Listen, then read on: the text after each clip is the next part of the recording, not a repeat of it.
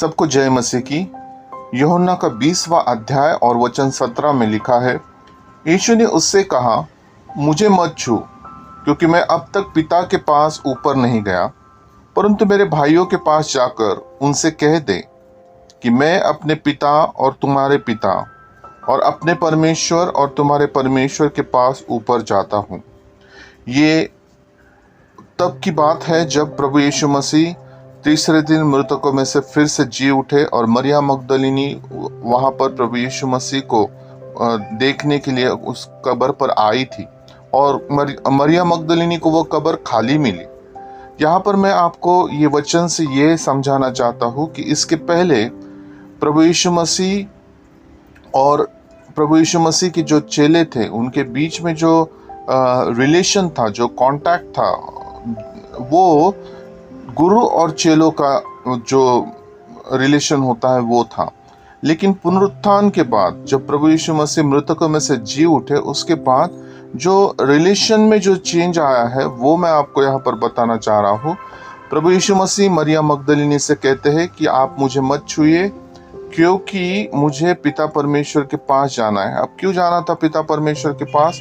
क्योंकि प्रभु यीशु मसीह जिस कारण से इस पृथ्वी पर आए थे, हमारे पापों के लिए, हमारे पापों के प्रायश्चित के लिए जो आए थे, बलिदान देने आए थे, तो वो लहू जो प्रभु यीशु मसीह ने हमारे लिए बहाया था, वो सैक्रिफाइस जो प्रभु यीशु मसीह ने हमारे लिए किया था, उस लहू को प्रभु यीशु मसीह को लेकर उस पवित्र स्थान में जहाँ पर पिता परमेश्वर विराजमान है, अति पवित्र स्थान में लेकर जाना था, अपना खुद का ही लहू।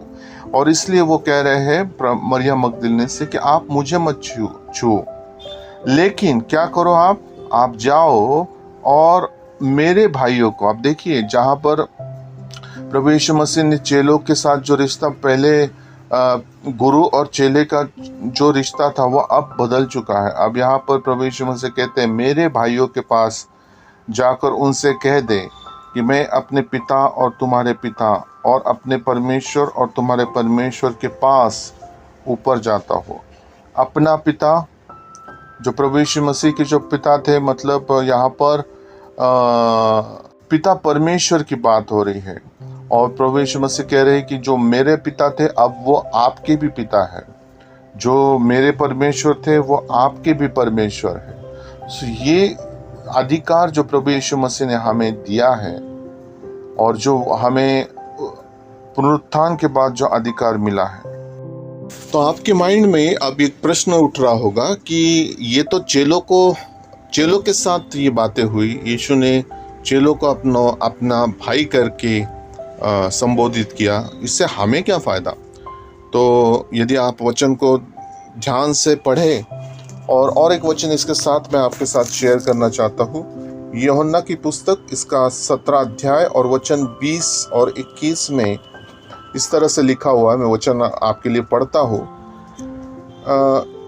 इसका टॉपिक, ऊपर का हेडिंग जो रहेगा, वो इस वचन के ऊपर जो हेडिंग है वो है सभी विश्वासियों के लिए प्रभु यीशु मसीह की प्रार्थना है। सभी विश्वासियों के लिए प्रभु यीशु मसीह प्रार्थना कर रहे हैं अपने पिता परमेश्वर से। और ये प्रार्थना तब की हुई है जब प्रभु यीशु मसीह को क्रूस पर चढ़ाया नहीं गया था, मतलब क्रूस पर चढ़ाने के पहले की ये प्रार्थना है, महायाजकीय प्रार्थना।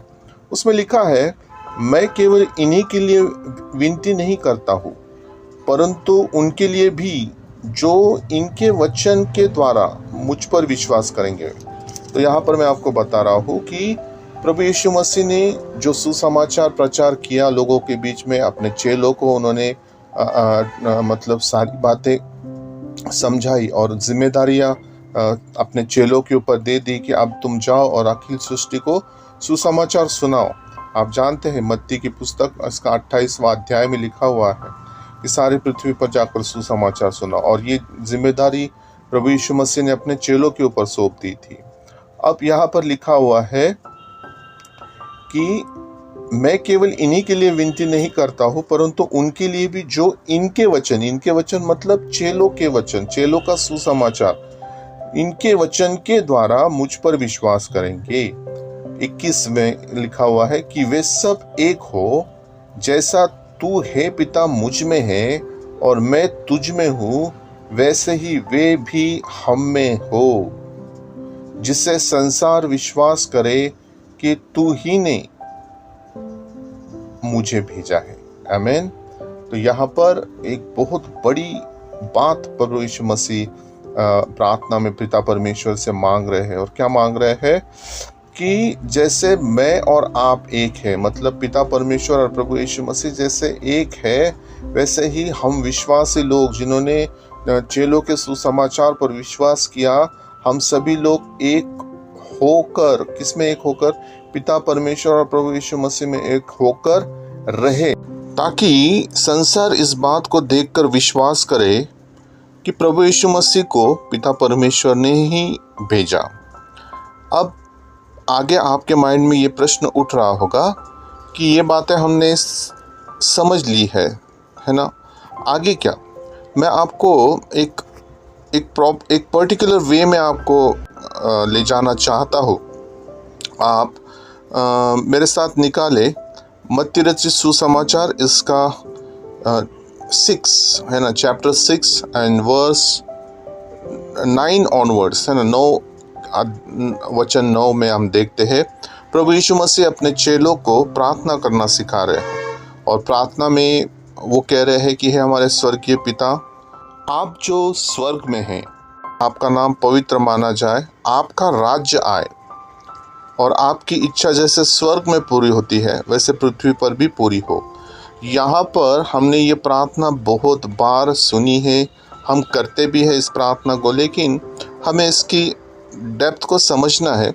प्रभु यीशु मसीह अपने चेलों को तैयार कर रहे हैं, प्रार्थना में तैयार कर रहे हैं, वो बात तो है, लेकिन आने वाले समय में चेलों के द्वारा प्रभु यीशु मसीह को बहुत सारी इम्पोर्टेंट बातें पूरी करनी थी। और जैसे हमने उसमें की कुछ बातें हमने देखी अधिकार के विषय में इसके पहले, और आगे यहाँ पर लिखा हुआ है प्रभु यीशु मसीह कहते हैं कि पिता से इस तरह से प्रार्थना करो कि तुम्हारा राज्य आए।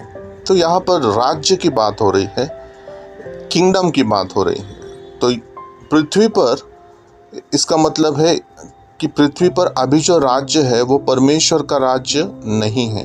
परमेश्वर का राज्य परमेश्वर के पुत्रों के द्वारा यहाँ पर स्थापित किया जाएगा, और जितने भी विश्वासी हम लोग हैं, उसके पुत्र और कन्या, हम लोग वो लोग हैं जो परमेश्वर के राज्य को यहाँ पर स्थापित करने के लिए परमेश्वर ने रखा हुआ है।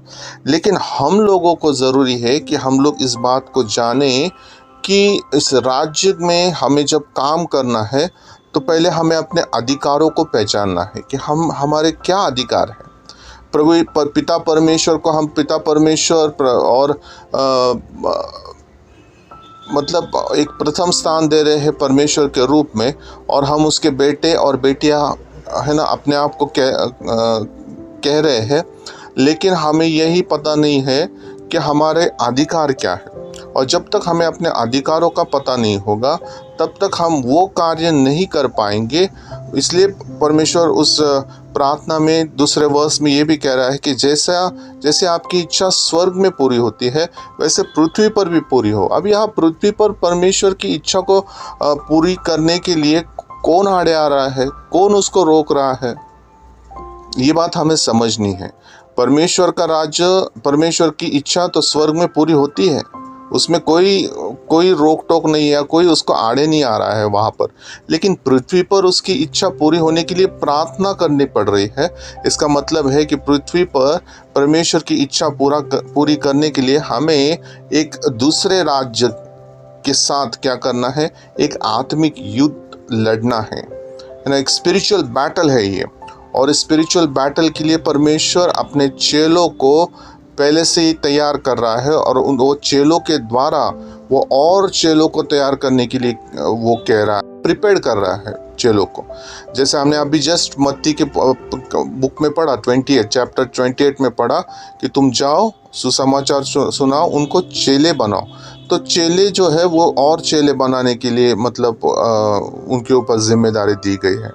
तो ये सारी बातें जो मैं आपको कह रहा हूँ, और एक वचन मैं आपके साथ शेयर करना चाह रहा हूँ, वो वचन है कि पृथ्वी जो है वो करहा रही है, है ना, आपने सुना है, पृथ्वी जो है वो कर्रा रही है और परमेश्वर की पुत्रों की आने की बाट जो रही है।